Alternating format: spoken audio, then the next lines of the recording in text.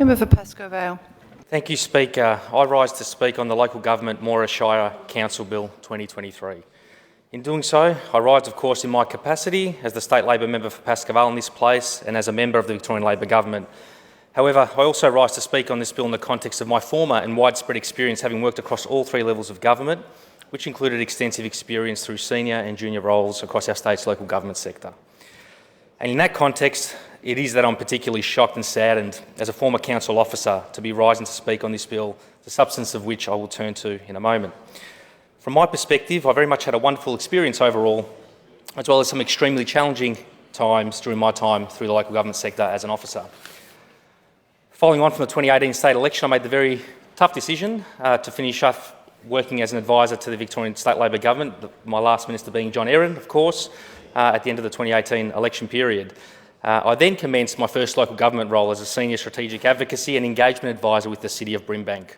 This was a highly enjoyable role where I had the opportunity to help council and the community successfully advocate for a range of record outcomes, including around securing and solidifying the Melbourne Airport rail link, as well as eventual commitments to upgrade Albion Station so we can begin to realise the potential of the Sunshine Precinct as championed by the member for St Albans and the member for Laverton.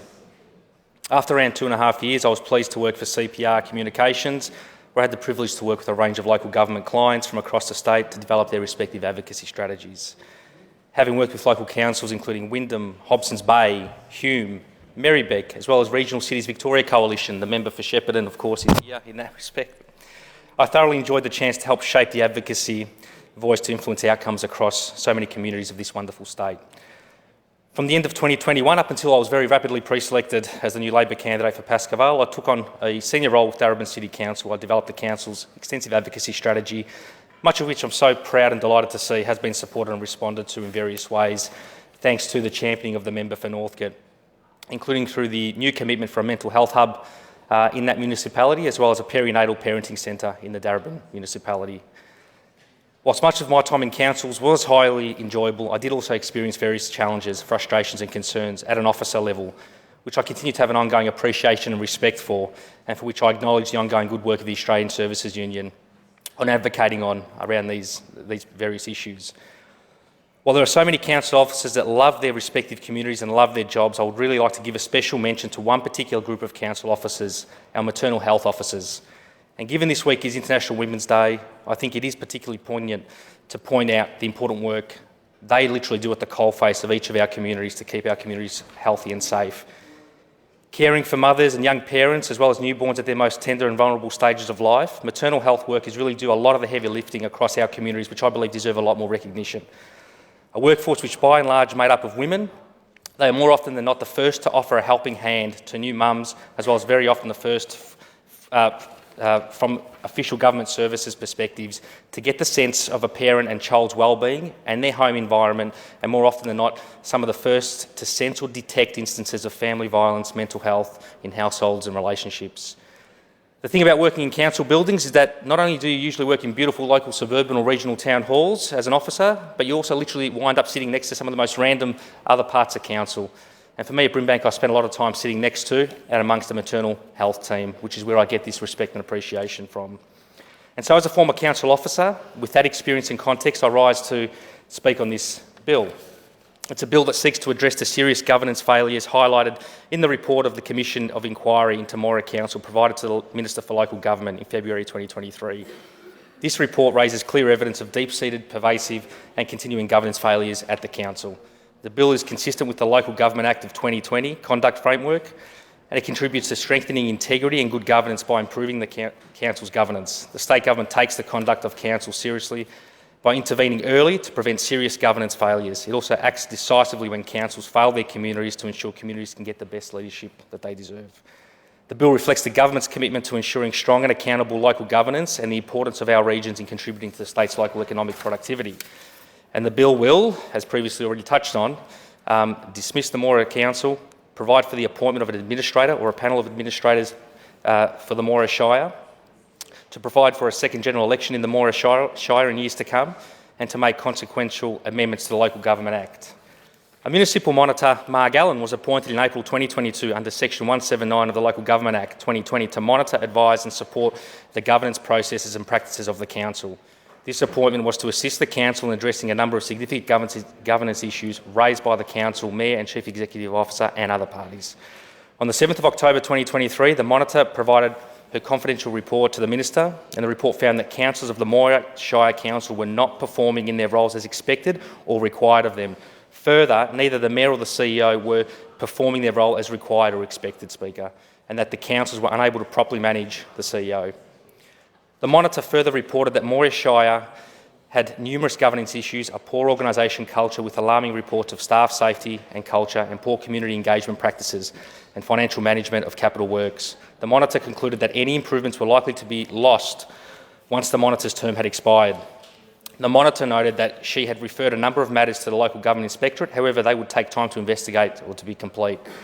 Finally, the monitor concluded that due to the significance and extent of the issues at Moira Shire, she had formed the view that further intervention beyond the appointment of a monitor was warranted and to establish a culture of good governance.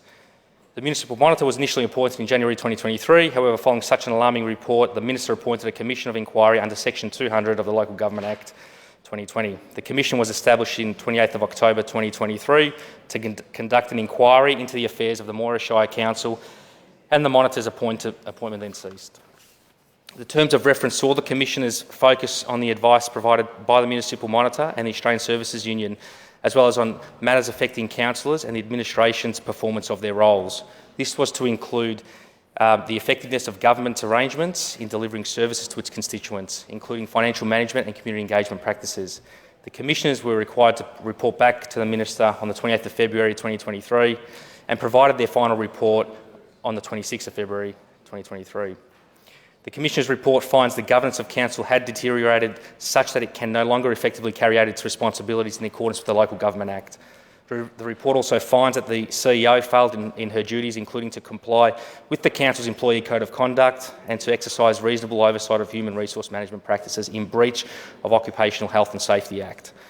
The Council in turn failed to manage the performance of its Chief Executive Officer.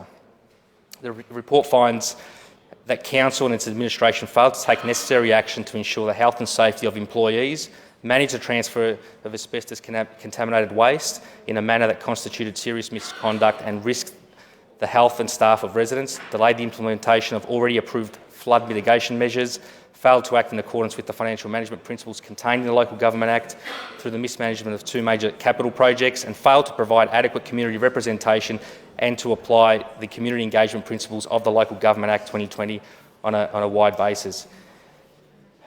The issues identified in the Commissioner's report, Speaker, included the Council's abject failure to make decisions and to take appropriate action that ensured the health and safety of employees and residents, failure to provide adequate community representation and major procurement breaches and mismanagement of key capital works.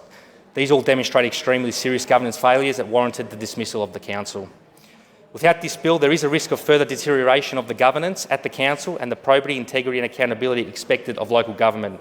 The community and Parliament expect the highest standards of governance, probity and representation from their councillors and council staff. The bill will ensure good governance in Moira is restored to provide community with the leadership they deserve. And Speaker, my thoughts during this period really are first and foremost with the staff and the community of Moira, as acknowledged of course by the respective local members from that area, from Ovens Valley and the Deputy Leader for the Nationals who've already contributed. I would like to acknowledge the contribution of staff and community from the Shire who have come forward, even at great personal cost, to shed light on this disgraceful situation.